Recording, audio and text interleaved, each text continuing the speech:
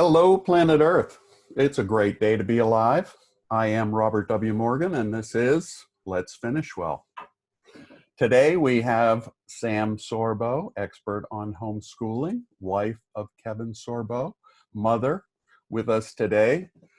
There are a lot of moms and dads quarantined at home today all over the world that are now responsible for homeschooling that have never done this before. Anxious, anxiety-riddled for some help. Hey, Sam, great to have you on Let's Finish Well. Thank you for coming. Great to meet you. It's lovely to meet you too, and thanks for having me. I really want to help parents who are feeling this terrible insecurity about being called on to educate their children. And I think that I have some resources that will help them. So I hope to bless them today. I think you will, because as I mentioned in an email to you, I saw on Facebook a woman wrote, "Day 3 of homeschooling, graduation day, we're done." So can you tell us a little about you, where you originally from? Oh gosh, you don't want to know that. I'm an East Coaster, born on the West Coast, grew up on the East Coast. But how I came to homeschooling is probably more relevant than that. And the way that I came to homeschooling was my young son, my oldest firstborn, was in first and second grade, and I was the parent who wanted to make sure that I was involved, and so I was. I helped out in the classroom. I helped clean up. I taught art in the classroom. I walked the kids to library. I graded papers for the teacher. I was involved. And I realize now that I was involved on that level because I was expecting the education to be done by the school, by the authority. They were in charge of education. And then I was just trying to help them accomplish their task. And I eventually realized about 3/4 of the way through second grade, they weren't getting the job done. So then I started really being more focused on getting educational stuff done with my son and doing all of his homework with him to make sure that he kept up, right? Mm-hmm. And then I realized that's homeschooling. I was just doing it at the end of the day when everybody's tired and cranky and hungry. And it was less successful. It was a fight. It was aggravating, and I didn't enjoy it. And then there were some other things that happened, and I go into those in my book. I do have a book called They're Your Kids, an inspirational journey from self-doubter to homeschool advocate. And so I go into that story and many others, frankly, about how I finally sort of transformed into this advocate for home education. And it was a long, difficult process, I will say. By the end of second grade, I realized they just weren't getting the job done. Now, let me point out, the United States, we moved to that school because of the schools, because they were so highly recommended. Like they score really high. So they're the good schools. And they weren't getting the job done. And my son is a bright kid, but he's not like off the charts. He's well behaved. So he's not like one of those misbehaved kids. We had 5 behavior problem children in the school, and they were they weren't special needs. They were behavior problems. And I can't remember exactly because they were all different, but we had 5 in that class of 30 or whatever it was. And so the teacher was struggling with that. And at the end of the year, I was just like, man, this was just not successful. I just can't look at this and say that was a good year. And I said to Kevin, my husband, I think I want to homeschool this fall. And he said, why? And I said, I think even if I fail, it'll be better for Braden than putting him back into that system because of the effects that the system was having, not just on him, on our relationship, on his relationship with his younger siblings. The system itself permeates everything. It's 7.5 hours a day for your child. So don't think that it's just happening there. He brings everything home with, you know, they say, don't bring the office home with you. And you can't help it because you do, because it's part of your life. Right. And so the school it just permeates. And I have to say right now, I want to make clear, I don't criticize teachers. There are good teachers. There are great teachers. I believe that they're working in a system that has been compromised, to put it mildly. Well, when you, just to go back to what you said, when you were saying that they weren't getting the job done, can you fill in the detail there? Sure. My personal story, the book report that I was doing with him was a piece of crap. It made no sense to me. I didn't like it. Some of the homework. All right. So the second part of that story is we travel a lot. And so we were going out of town. The deal is you go to the school, you tell the school, I'm leaving school for, you know, we were going to be gone for 2.5 weeks for these dates. And the school gives you the work to do. The teacher puts the work together, gives it to you like in a packet, and you bring it back. And so as long as they can check off that you did work, they get the money. So it's a financial transaction, actually. Okay. That your child looked like he remained in school even though he was gone. So I brought the work with me. I put it down in front of my son on our first day. And of course that made me substitute teacher, right? I'm now homeschooling him even though I'm doing somebody else's work. You know, the work that was assigned to us. That's okay. That's a part of homeschooling, right? I don't make up everything. I don't make up every textbook that we work through. So I put it in front of him and he says, Mommy, teacher says we don't have to do this. Teacher says when we're in school, we don't have to do this. She says that. We don't have to do this. And I said to him, well, the teacher gave it to me to give to you to do, so you have to do it. But look what just happened there. Yeah. My authority was completely undermined. Yeah. Teacher says, and she undermined it by giving him the stuff that she doesn't ask him to do. She specifically says he doesn't have to do. That's the stuff that she chose to give to me. So now I'm the bad guy? Yeah. And I was just like, wow, I don't appreciate that. And then, of course, I looked at the stuff. And of course, it was the busy work. It was the stuff that he doesn't have to do in class because it's the stupid stuff. And I'm sorry, we don't use the word stupid, but it's the busy work. Right. And meaningless stuff. It's meaningless.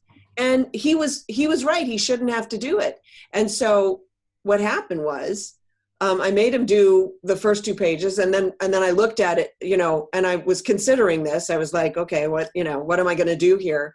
And then I basically pushed it aside and I said, we'll get back to that. Let's do this instead. And I started writing problems for him, math problems or whatever for him. And it was a lot more fun for me. It was a lot more fun for him. He enjoyed learning because I was actually teaching him some stuff.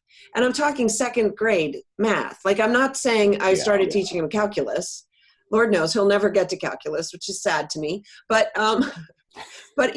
we started to have a relationship around education. And that was my first inkling that, this could actually be a lot more fun than I thought. And it took me about 3 years to really be on board. 3 years to really be out of the school system, 2 years to really be on board with home education. And so now I tell parents, it is easier than you imagine, and it's more rewarding than you ever dreamed. It's that simple. And you don't know what you're sacrificing when you drop your kids off at the school. There's no way for you to comprehend because you'll never see it. You only see what you see, and you can't see what you don't see. And so, when the coronavirus came down and everybody became accidental homeschoolers, I immediately started putting out videos for people. They're free. They're up at my website, samsorbo.com, as is my book. They're your kids. And I started just trying to come alongside parents because I remember what it was like to be so doubtful of myself. In fact, 1.5 years in, I put my kids back in school because I thought that I wasn't getting the job done. I thought that I was failing them. And I'd forgotten the other parts of the schooling that sort of come into play that are negative. And so I tried it, and took 6 weeks, and I pulled him back out again. I went, wow, okay, lesson learned. Not only was I getting the job done, but it was a bad experience for them at this little tiny school that was, a lot of people love that little school, and for them it just wasn't a good fit. So took him out. I'll tell you honestly, I went to have a teacher meeting because I wanted to make sure that they were adjusting and that things were going well. And for 5 minutes, the teacher told me how well behaved my child was. And I was like, that's not what I'm here to talk about, though. Why was she so focused on his behavior? First of all, I know my child's well behaved. Like, that's never been an issue. He is the well-behaved child. Oh yeah, because she said I put the misbehaved child next to him to see if he would have like an effect on the misbehaved child. And he did. And I was like, that's not what I want to hear. I want to hear that he's misbehaved in the sense that he's constantly raising his hand and asking questions, and he's so enthusiastic about learning, because that's what we want for our children. We want them to be learners. We want them to embrace education and learning and want to know more.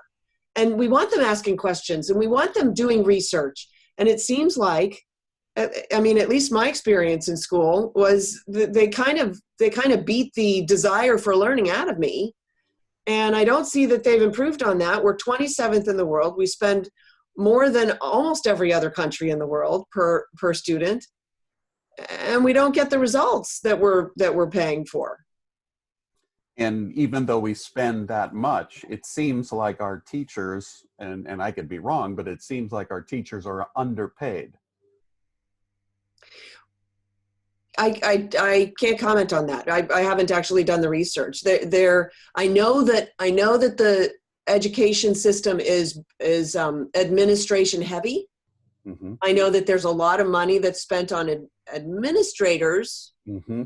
and that a lot of teachers certainly feel like they're underpaid, and there are a lot of teachers out there who are like taking money out of their own pocketbooks to pay for supplies for their kids. But here's the thing.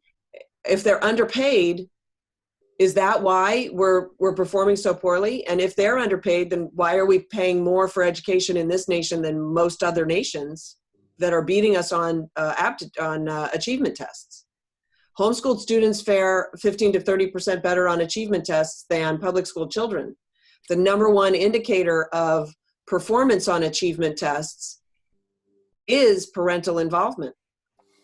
Well, guess what? We have full parental involvement now. So, and so I just want to encourage parents. And part of the reason that we're here is to talk about coronavirushomeschooling.com, which is a website that after I started doing my videos, I joined with the Texas Homeschool Coalition. They've been around for 30 plus years. They're one of the largest in the world. And they are a community that are really seeking to come alongside parents and help them out. And so if you go to coronavirushomeschooling.com, you can sign up for free. We provide daily lesson plans every day. We will send it right to your email, and it's the full day. So we'll basically show you exactly, this is what you need to do. Just follow the directions, right? And I like to say, all you add is the love, and you can get this done. And it might look different than what you imagine, but what you imagine is not getting the job done. So don't try to take school and recreate it at home. But do go to coronavirushomeschooling.com and sign up for the free curriculum. And if you have any questions, go to the Facebook page. We run a very vibrant Facebook page. Questions asked, questions answered all the time. People can feel free to reach out to me at samsorbo.com. I'm happy to answer questions. And yeah. Okay, one question that I know that I've received is, what happens when you have multiple age groups, like toddlers and high school, and you need to homeschool them both? Obviously, there's issues in curriculum and management. Where do you start?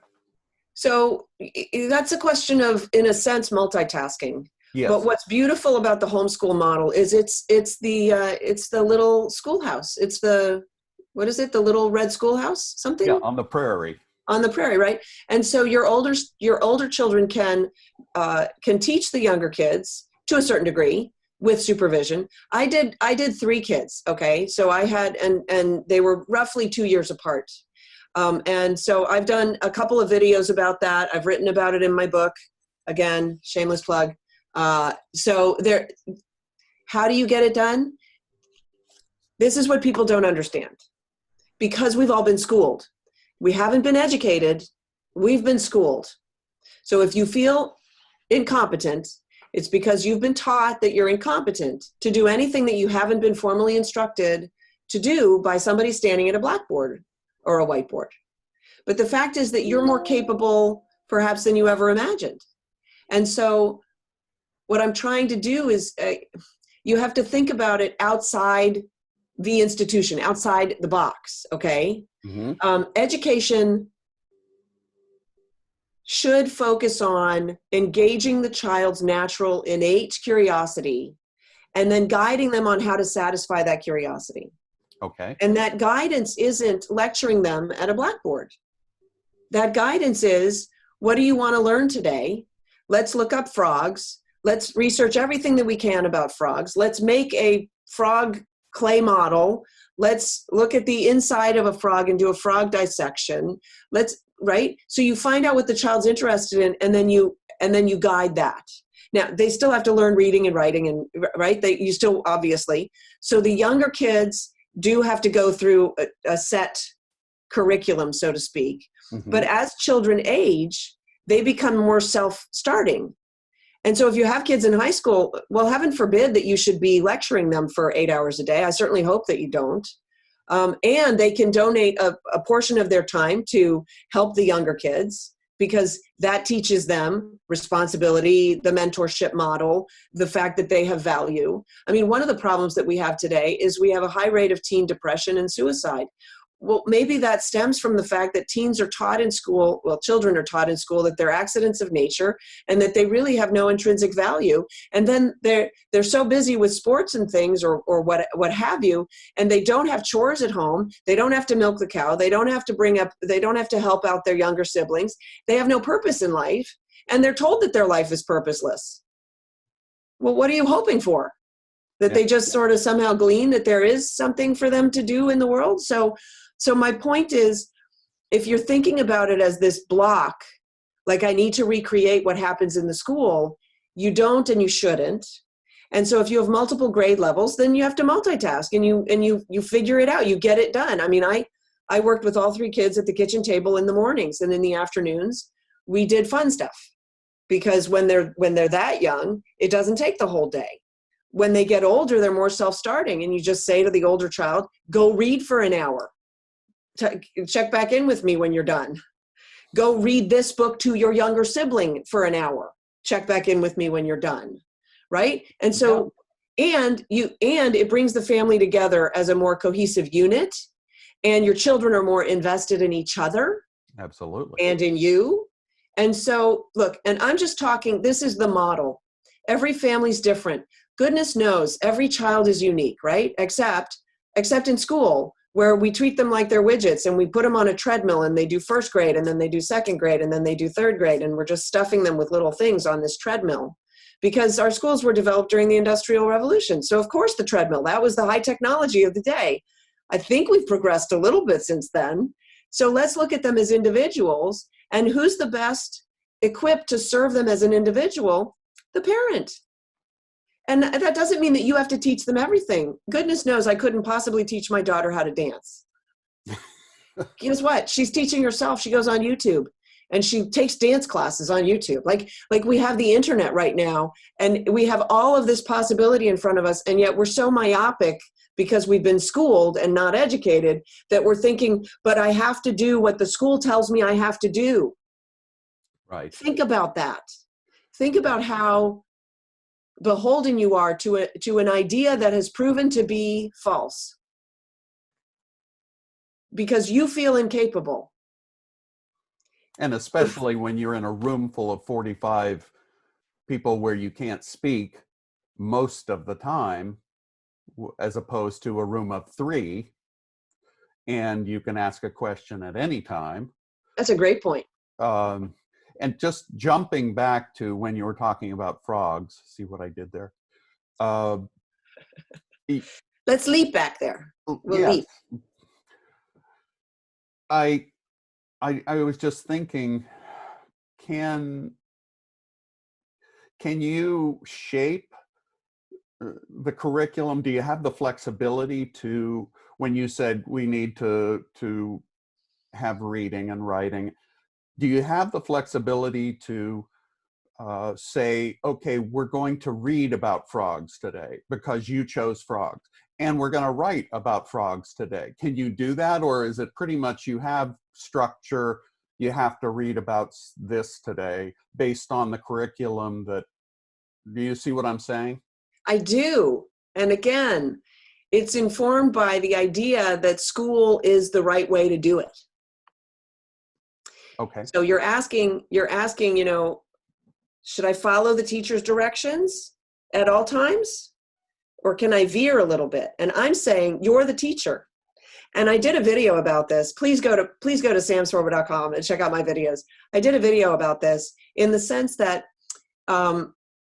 say you're working on math and it gets very frustrating, and say you can't figure it out and your child can't figure it out, and you're just racking your brains and it's so frustrating and everybody's getting hot and bothered.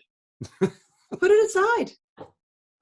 Say, you know what, Dylan, we're going to do this tomorrow. We're just going to put this aside. Tomorrow we'll get at it with a fresh brain. We'll do it first in the morning. We'll figure it out. And by the way, you've just bought yourself the whole rest of the day to figure it out. And you can figure it out, okay? Just because you hit a stumbling block doesn't mean you can't figure it out later. You put it aside.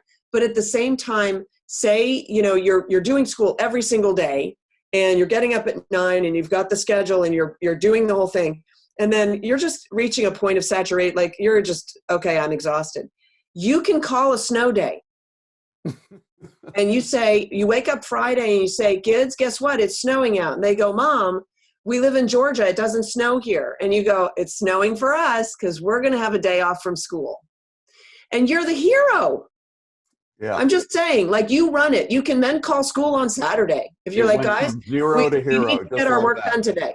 Right? So you can be the hero. So if you want to say, do a unit study, because sometimes people call it that, right? Mm-hmm. Do a unit study on frogs. Why not? And here's the thing. Our schools are telling us that they are all about college prep and career readiness. Great. If we take them at face value, if we take them at the value of their words, college prep and career readiness, what's career readiness? Well, we want you to graduate college with a career. Is that happening? No.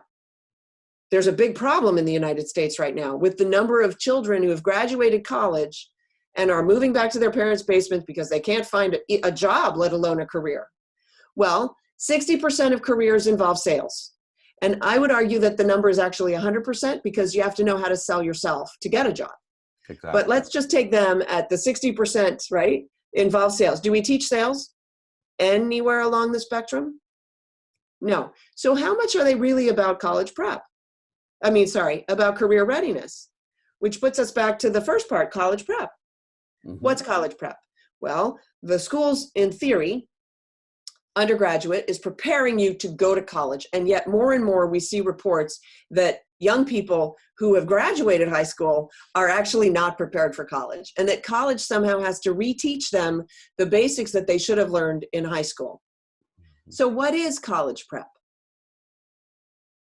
That's the $64,000 question. They're preparing you to spend a lot of money in the hopes of graduating, getting a career that pays you a lot of money, enough to pay them back. That's actually called a Ponzi scheme or a pyramid scheme. Because we're signing up to pay $200,000 for something intangible that we don't actually know what it's going to be. I can't count the number of parents who say to me, I don't know what my kid's going to study. I'm just really excited for them to go to this school, this college. I'm like, why? So you can spend a lot of money? Like what? We really need to take a step back and reconsider. And so as a parent, if your highest aspiration for your child is college prep and career readiness, government schools are for you. But if you have a different aspiration for your child, if you want your child to, I don't know, be happy and fulfilled, then maybe you should focus on getting them an education that teaches them how to teach themselves so that they can teach themselves anything that they desire and fulfill their dreams and their happiness. There's a couple of parents that are in criminal cases right now for what they tried to do to get them into college. But we're Well, not going there. That actually, right, rather than comment on them, I will say, what does that say about the colleges? There's a college that was contemplating rescinding the degree of a student who got in under some nefarious circumstances. So they were actually going to take his degree away. So how good is a degree? So the fact is that the coronavirus is upending all of this. And I don't know how it's going to shake out, but I know that I'm getting emails from parents who are saying, you know, I never thought that it was this easy. I never would have considered it before, but I'm not sending my daughter back to the public school because this happened there. And I'm fed up with that. And I think we're going to see a lot of that. And so, I really encourage parents to take this opportunity to test drive. It's unprecedented. You never thought you'd be here. You never considered that maybe homeschooling. No, thank you. Like, just no. Like, I know that there are a lot of parents out there, and now you're stuck, but you're stuck with a phenomenal opportunity. And if you just embrace it, you might find that it's more of a blessing than you ever could have imagined. And you might learn something about yourself. And of course, home education is as much about teaching the parent as it is about teaching the child. And with that, I just want to mention that we have a new book out. This is my husband and my book. Kevin, he's going to stop in for a second because I want to see if shameless. I want him to say hi. This book, the subtitle is "Embracing Adversity to Live in God's Light." How you doing? I'm not dressed for the occasion. She looks better than me. But Hey, Kevin. How you doing? Nice to meet you. Nice to meet you as well. And so this book came out on Valentine's Day this year. And it's funny that the subtitle is Embracing Adversity. And so that's what we want to tell people is take advantage of this opportunity to come together as a married couple, as a family, as a mom. Or and any her relationship. kids. I mean, it really is just a book to just sort of guide people to go. We all going to hit rough roads. We all experience the same things. Everybody's got a story. So it's a book that's just got a lot of hope and faith in it. Right. And we're having an event. And make it into a Herculean effort. April 23rd, we got a great event coming up. Did you mention it? I did. I will. Okay. All right. That's enough. Can I leave now? Bye. Thank you for doing that. He's so fun. So yeah, so we want to encourage people. We're living in a discouraging times, right? We've got a lot of adversity. Have you ever looked at Taekwondo? Do you know Taekwondo at all? Mm-hmm. So it's a martial art. And the theory behind the martial art is when somebody comes at you, you grab them and pull them towards you, right? Taking their energy and using it against them. And using it to vanquish them, right? Yeah. So we don't use the term against because it sounds like you're fighting back, but you're actually pulling them in, right? And so that's the idea is we need to embrace this and use it. And I think that a lot of good can come out of it, especially in the education front, because we've been getting it wrong for a long time. And in fact, sorry, go ahead. I was just going to say a lot of similarity here to people had given up on the idea of board games, thinking, oh my gosh, how boring, how terrible. Who would want to play board games? How boring. And then in the actual playing, because there's nothing else to do, they find how wonderful it is to really play with people you love instead of mind-numbing, sitting in a room with without interacting with the people that you love, watching a screen and actually interacting Right. actively with those people in a board game. Yeah, Similar experience. We're doing a lot of card games. We play a lot of cribbage, and frankly, it's been wonderful. The other thing, so I have all the videos up, but I will say one of the things that I suggest, especially in a family where you have multiple children, have lunch with your children. And I know that maybe that sounds like, well, of course I have lunch with my children. But what I'm saying is pick a child and make a lunch date with that child. Tell the other children, you get them set up or tell them not to bother you or something, and use this time. You got nothing else. Take one child for a bike ride or for a walk. For a real connection. Right. Invest. Okay, because it will come back to you. Your investment will come back to you. And that's why, we don't understand how much we give up when we drop our children off at the school gates. And I'll just tell you this last thing. When you drop your child off at school, you're tacitly telling your child that you're incapable and that the school knows better. Mm-hmm. And that's just across the board. Okay? Mm-hmm. So when the child comes home and says, Mommy, you have to sign this. You have to sign this paper. Teacher says you have to sign this. And you say, okay, give it to me. I'll sign it. Your authority just went under that of the teachers and the schools. So you put it there, and now you've cemented it there. And so every time that there's a conflict, that's a conflict in the child's mind. Who wins? Well, the school, because Mommy told me that the school is more authority, higher authority than she is. Think this through in the child's mind, mm-hmm. right? We're adults. It's hard for us to sort of think how the child views this. And so when the school tells the child things that maybe don't agree with your worldview, for instance, if you believe in God, but the school doesn't, because the school doesn't, the school believes there is no God. Let's be clear. It's not that there's no Bible in the school. It's that the Bible is a book of fairy tales to the school. And evolution is absolutely true. And that means survival of the fittest. And oh, by the way, don't bully. Try to reason that out with a child, right? Mm-hmm. When the school tells the child, no, God doesn't exist. Forget that. Who's going to win? An hour and a half of church a week or the school? 7.5 hours a day, exactly. 5 days a week. So it's specifically Christian parents really need to give that some thought. But any parents who believe in the freedoms that we enjoy in this nation, which are Judeo-Christian derived, if we undermine the Judeo-Christian ethic of this nation, then we lose our freedom. And so I would really encourage parents to give a great deal of thought of what they are sacrificing when they tell their children by dropping them off at school that the school knows best. Mm-hmm.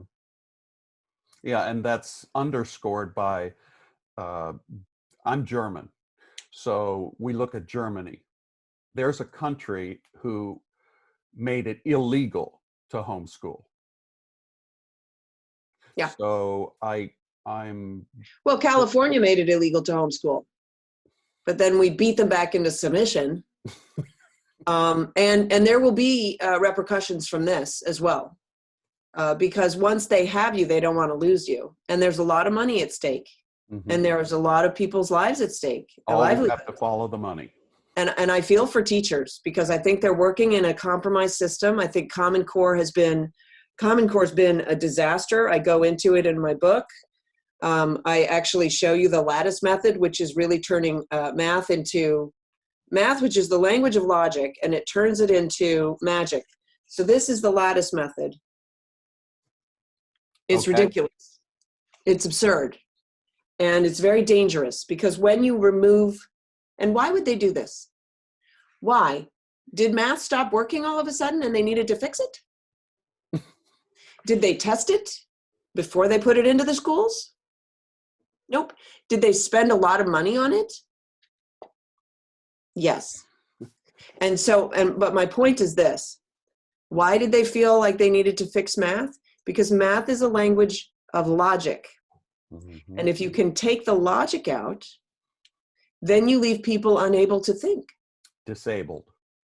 And they are, and so I honestly, I just, I mean, I don't like being the one to bring this message. It's not fun. Teachers get upset at me. How dare I attack teachers? I don't attack teachers.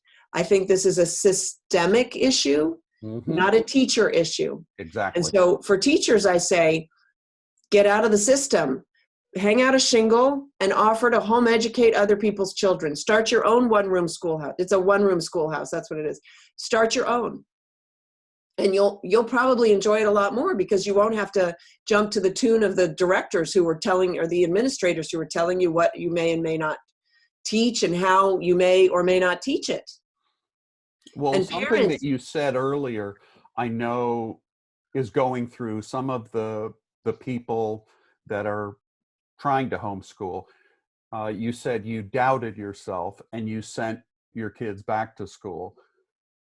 They're doubting themselves, specifically in the area, I think, of what if my kids don't get the social skills?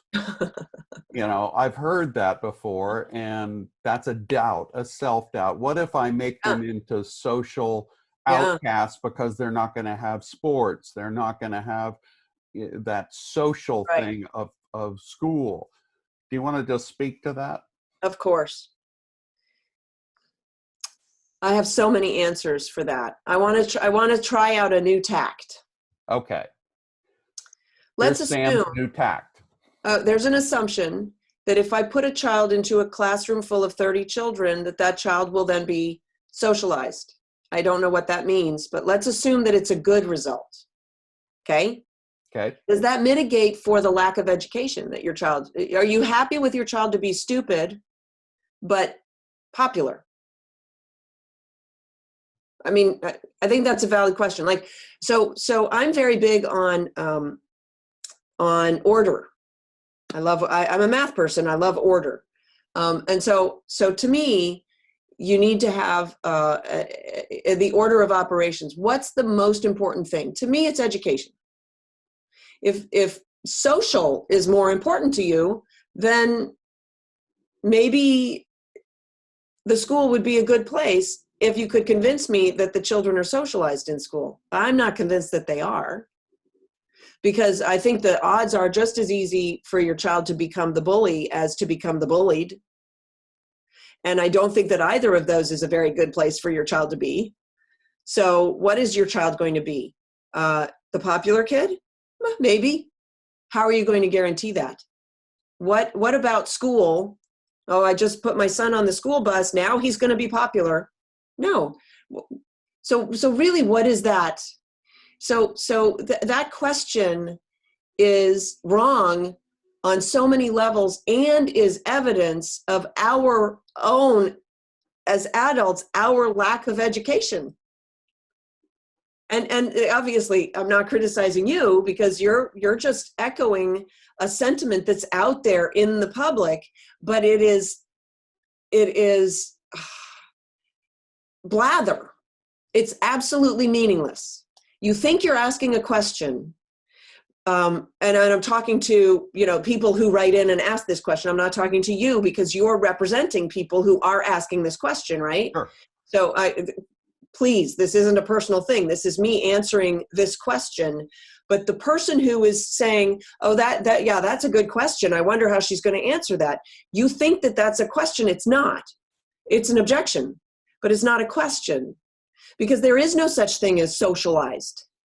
I socialize my dog so that he doesn't bite other dogs. I take him to the dog park. But I don't socialize my child. I educate my child. And I educate my child how to behave socially. And I have videos on that at samstormer.com. So, and because I know that I educated my child on how to behave socially, I also know that she would never have learned that in school, because I remember doing it. I remember saying to my daughter, so somebody like you, she met at the grocery store. Oh, and how are you, little girl? How are you doing? And she said, fine. And I said to her, now, Octavia, you don't answer somebody with fine. You answer them with, fine, thank you, how are you? Try it. Right in front of the person. And the person was kind enough and patient enough to just wait and watch. And Tavy said, fine, thank you, how are you? And the person said, I'm very well. Thank you so much for asking. At which point Tavy was like, wow, I just did something amazing, right? Because she's 4 or 5 or whatever, 6, whatever she was, right?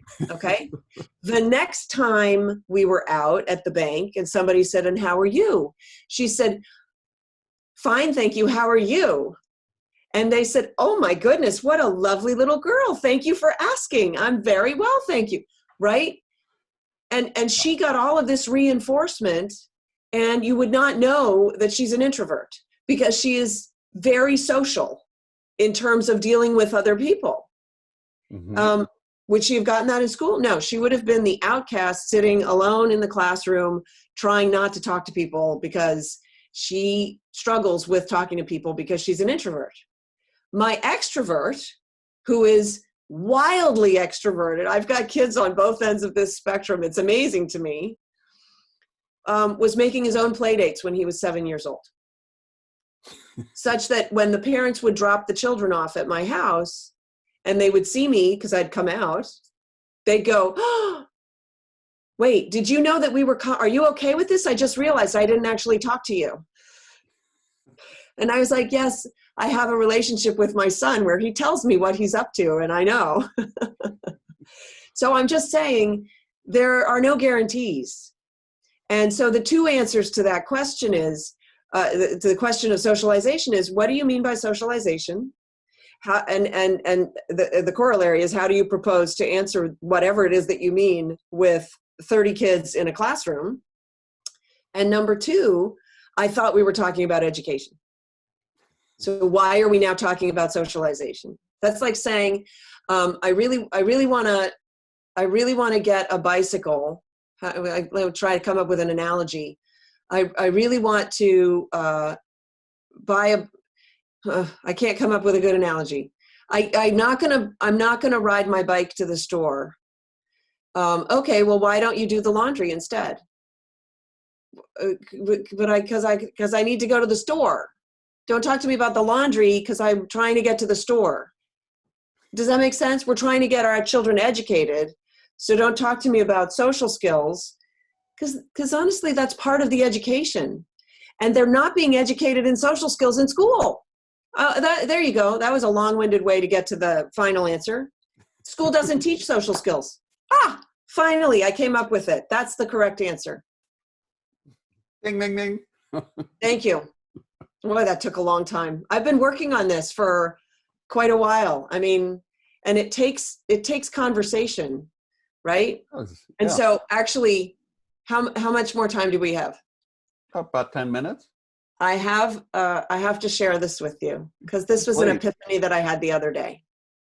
And I will say that home education really engages you as the parent. It engages your brain in a way that you never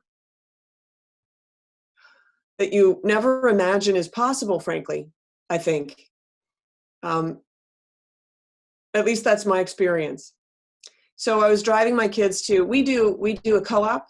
And by the way, there are plenty of different ways of solving the home education riddle. One of them is not recreating school at home. I think I made that clear. But there are many. You bring other children in and share your children in other homes. Yes. To get the job. Okay. So the co-op that I belong to, we meet once a week at a church because the church lends us their space, and we have classrooms. And we do that. And there are a lot of different co-ops. There are a lot of different ways to get this done. Okay. There's, if you look at Kumon, Matthew C, Mathnasium, all of these tutoring facilities, why should we need tutoring facilities? We have public education. Mm-hmm. Oh, wait, they're not getting it done. Right. Well, there's your evidence that they're not getting it done. Maybe it works for your child. That's possible. But for a lot of children, parents aren't spending that money just because why not? They're spending the money because they need the help. And so Okay, so there are a lot of different ways to get education done in the home, but it's not in the home. So home educators go out a lot. We go to museums and stuff, and so don't think of it as I'm just going to take whatever the school does and do it at home. I mean, you could, but that's not a recipe for success in my view. Okay, so we go to a homeschool co-op, and my kids they weren't that enamored of it. And so we were having this discussion, why are we going? And I said to them, because it's in the exchange that we learn. So I'm having an exchange with you, and I finally learned the proper response to the socialization question is that there is no class on socialization in school. So there, done. So how is wealth created? Wealth is created in an exchange. So you have caveman 1 with a spear. Caveman 2 makes the greatest baskets but's never seen a spear. They accidentally meet on the frozen tundra. Caveman 2 looks at the spear and is like, wow, that would be really useful. Caveman 1 looks at the basket, goes, I've never seen anything hold water to that degree. I need a basket like that. And they come upon this amazing plan to trade freely, free trade, because they both want to trade. Now the question is, who walks away wealthier? And the answer is they both do. Because the trade was an equal trade. Same thing when I buy an iPhone. How many iPhones do I need? Just the one. How many do they have? They have a whole ton. So they don't need the one they're selling me, but they need my hundreds of dollars. Luckily, I have hundreds of dollars.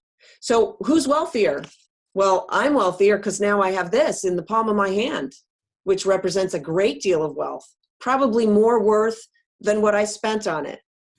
Yeah. And they have my money. So they're wealthier because money, right? Mm-hmm. So it's in the trade. Wealth is created out of nothing.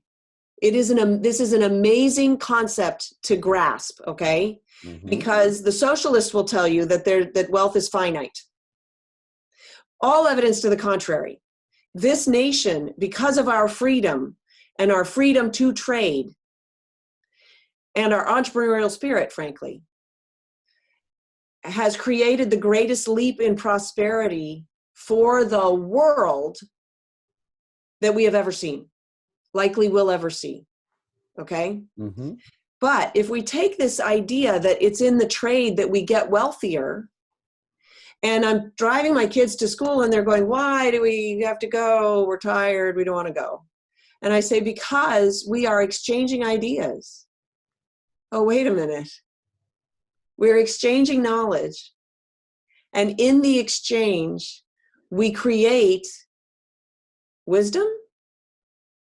Is that the same thing as wealth? A wealth of wisdom, maybe? Now, what's happening on college campuses right now? We're silencing people. We're shutting down free speech. We're saying, you can't talk here. We can't listen to your ideas. We don't want to hear them. And we're teaching young people to behave this way. To say, no, I don't want to hear it. No, I can't hear what you say. I don't want to know. Mm-hmm. We're actually actively advocating for impoverishment with those draconian ideas that we are disseminating now on college campuses, in our institutions of higher learning. Yes. And if you tie it back to, well, it's in the exchange of ideas that we can grow wealthier, then it is actually seeking to impoverish us. So it's socialism again on a level of intellect, which is really quite astonishing. And because we've been at this for quite a while, this has been in our school system for a very long time. I wasn't immune to it when I went through school. You weren't immune to it when you went through school. we are all suffering from this imposed idea of self-limitation. Mm-hmm. And so if you feel like you are incapable of educating your children, I'm here to tell you that that's a lie.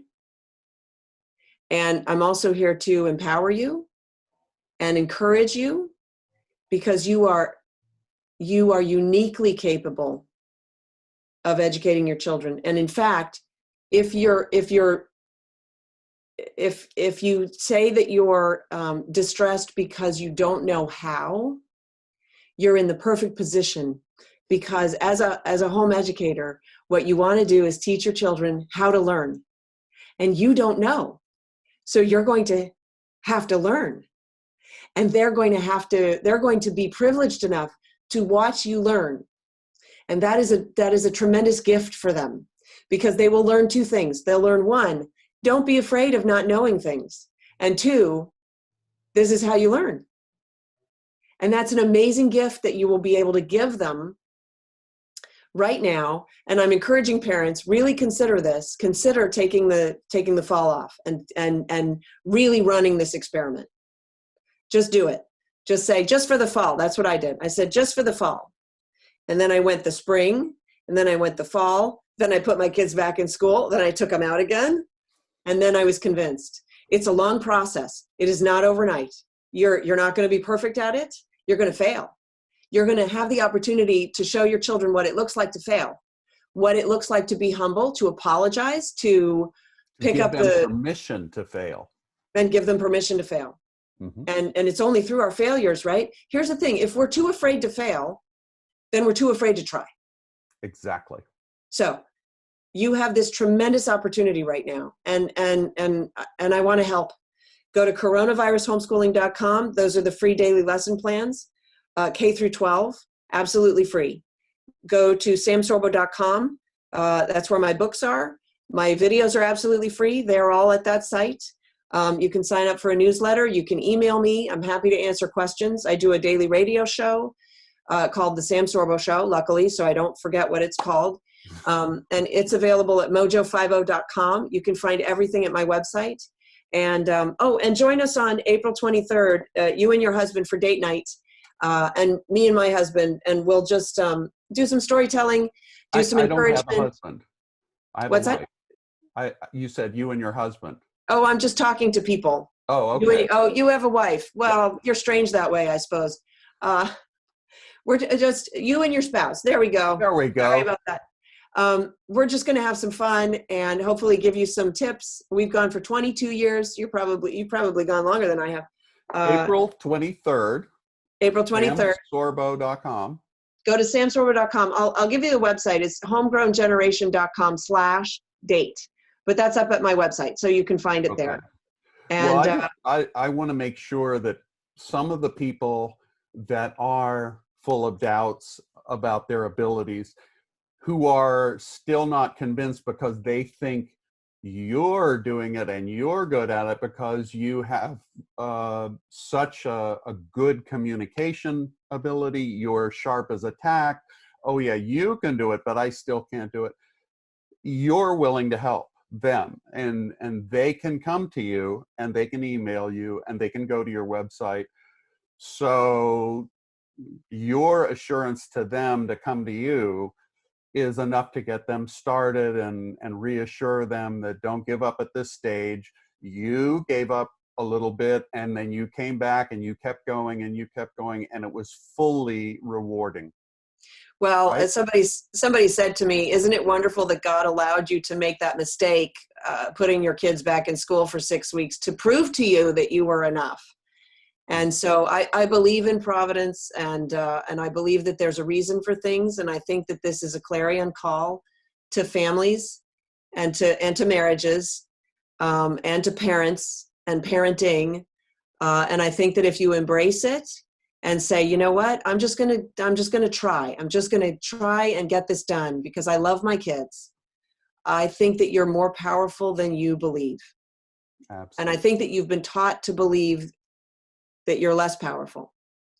And you were a good student, And now it's time to shake that, to shake it off. We really should not be operating in a fear mentality. And unfortunately, I see a lot of that. So embrace this. And yeah. Well, I thank you so much for being on with us, and I hope you'll come back and talk about your book with Kevin, and just join us again, because this has been a wonderful time. Thank you so much. It's been fun. Thank you, Sam.